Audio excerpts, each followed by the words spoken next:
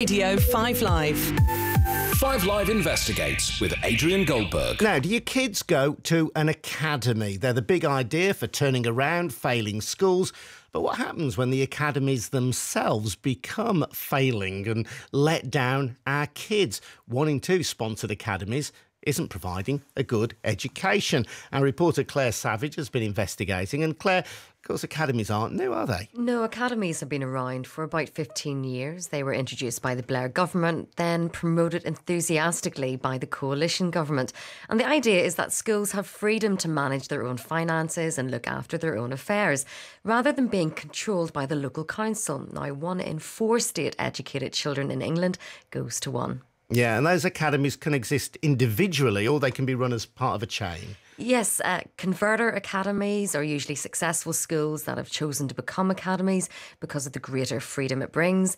Then you have academies that are sponsored. The sponsors might be religious organisations, businesses, universities or a good school. Now, in 9 out of 10 cases, these sponsored academies take over underperforming schools and have the job of turning them around. OK, so you could say, couldn't you, the success of the sponsored academies, which take over these struggling schools, that's the acid test of how well this system is working. Yes, absolutely. And I've been checking the inspections by the education watchdog Ofsted, and they showed that half of the sponsored academies are rated by the inspectors as inadequate or in need of improvement. Half? But these academies and the chains running them, they were set up to get rid of failing schools. Yes, that's actually an improvement. If you looked at the schools on their previous Ofsted, 2/3 actually would have been rated as inadequate or failing. Gosh. Sarah Williams, good morning to you. Good morning. Your 2 children recently left a primary school that became a sponsored academy. That's right, yes. I presume the school had been put into special measures, had it? Or was struggling in some way? Well, it didn't have very good headline SATs results. It wasn't actually in special measures. But, you know, we liked the school. It was never we never really thought of it as a failing school. It did have some bad results for a couple of years, but that's not really the same thing from a parent's point of view, I don't think. And what change did you notice then for your kids' education once it had become an academy? I think the biggest change really was the data, that every 6 weeks the children were tested all of a sudden. And for one of my children, that was a very stressful time because he kept just doing worse and worse in all these tests. Every 6 weeks they wanted to retest them, because I think a lot of these sponsored academies, like the data that Claire just told us about, they're very, very driven by the data. They want the headline results at all costs, I think. Although you might look at it and say, well, they were there to turn around the school and they couldn't show that they turned around the school unless they had the evidence to prove it. Would you say as a parent that there was evidence that the school improved in the time that it became an academy? The headline results went up a bit. Not hugely. As I say, I don't think the sponsor had a big job to do because it wasn't really a failing school in the first place now. So that's where all this data becomes a bit difficult to talk about, because obviously there are some schools which have real problems and there are some which don't. But I think you tend to find that the sponsors shy away from the schools that really do have the problems. So in your view, I'm summarising here, really, it didn't need to become an academy. And one consequence of it becoming an academy was at least one of your kids seemed to just feel the extra, in your view, unnecessary pressure of more testing. That's right, absolutely. I mean, when it was being taken over, I mean, sort of common sense always said to us, how does another private trust owning the building and that they have their freedom not to use qualified teachers, how's that going to actually improve the education for my children? And we never really did get an answer for that. And I think I'm still looking for that. I think we have, there's probably some sponsors that go in and, there are problems in the school and they do fix those problems, but there'll be others that don't. There's no one solution fits all, I don't think. Interesting, Sarah. Thank you very much for your time. Sarah Williams there. Claire, talking about these sponsored academy chains then, I know Ofsted, the education watchdog, they're concerned about 4 chains in particular. Yes, they were so concerned they put 4 under the spotlight. And what they found was concerning. At the Academy's Enterprise Trust, Ofsted found that teachers weren't confident they would get the necessary support. Another EACT had to stop running 10 of its academies because of their poor standards, and the Schools Partnership Trust was below the national average when it came to good schools. OK, that's 3. The fourth was? The fourth was Kenmill Academies Trust, which runs more than 40 schools in the southeast of England and describes its vision as inspiring learners, changing lives. But Ofsted said they failed to support one of their struggling academies, Bridge Mary School in Gosport in Hampshire.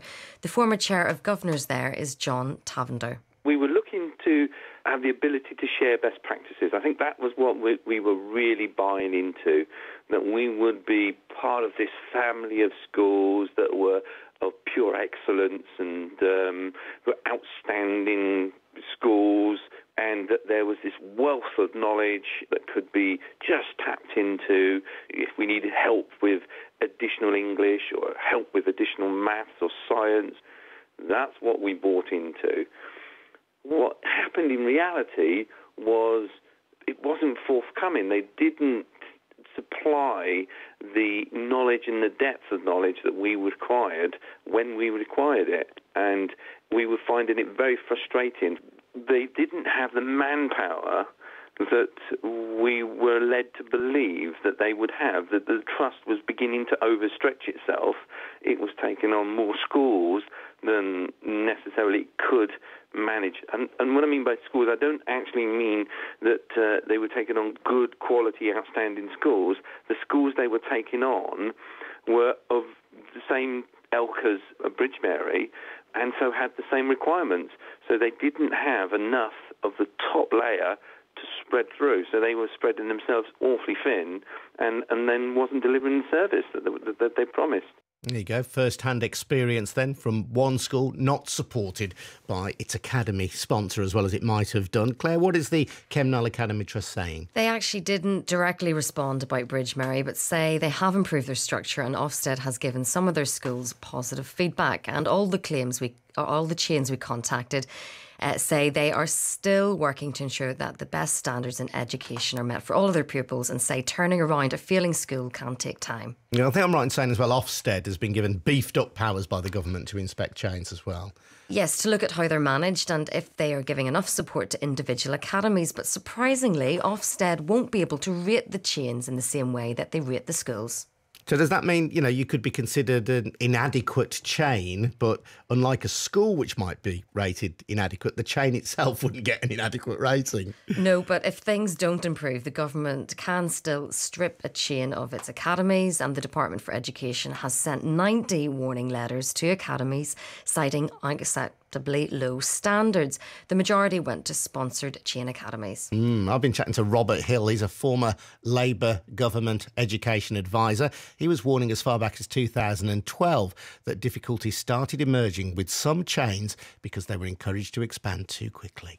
The problem and the mistake came when really, at the beginning of the last coalition government, Michael Gove and his political advisor really were overzealous in wanting to see a growth in sponsored academies. They thought sponsored academies were the best thing since sliced bread, and they just thought that making schools into and joining academy chains would solve the problems of underperforming schools.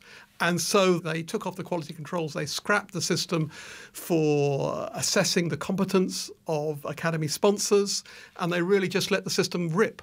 So there wasn't enough regulation, not enough oversight of these academy chains. That's exactly right. And there was then, if you like, a big correction when Lord Nash, who had experience from the corporate sector and was himself an academy sponsor, interestingly, was made academies minister, and along with another advisor, brought an entirely new approach and really put the brakes on these academy chains that had grown far too fast, really stopped it dead in its tracks and started to ask serious questions about their overall performance and competence.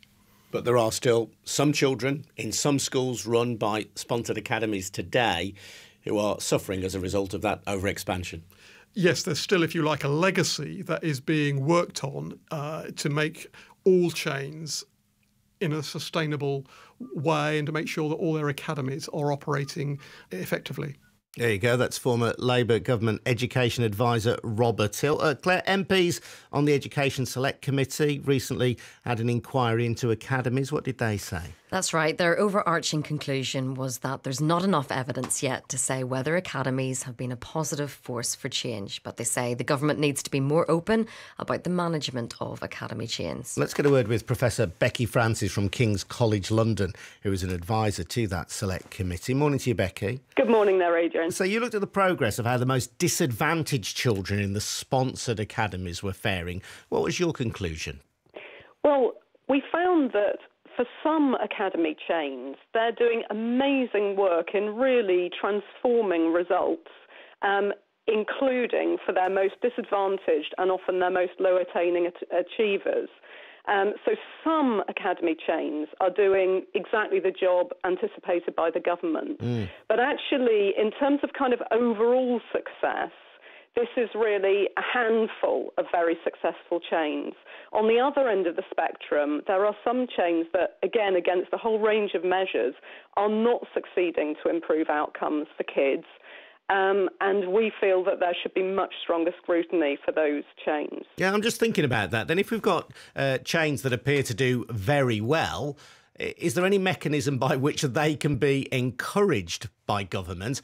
And if there are chains who appear to be letting down children on a consistent basis, can't they simply be banned from running schools?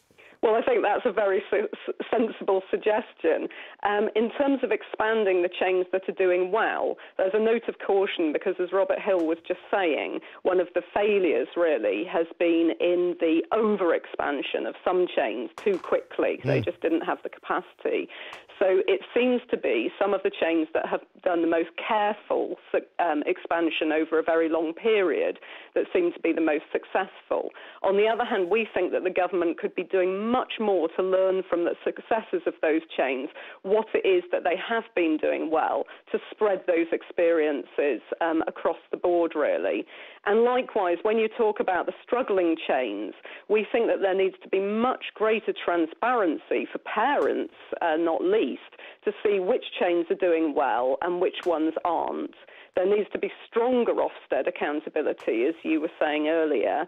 And we need to take much more robust measures with those schools that are failing to improve outcomes for pupils.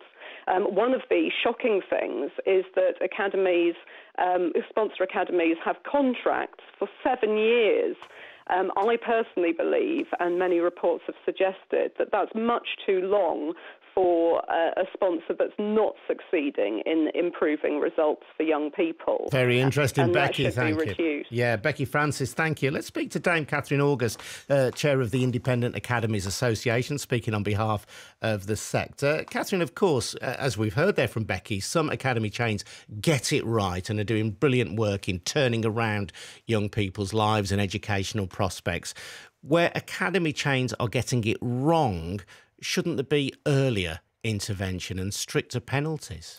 Well, on behalf of the IAA, the Independent Academies Association, I can say we've always supported a really robust quality assurance mechanism to ensure that all academies, including chains, including individual converters, are doing the best for the young people, because the young people have only got one chance.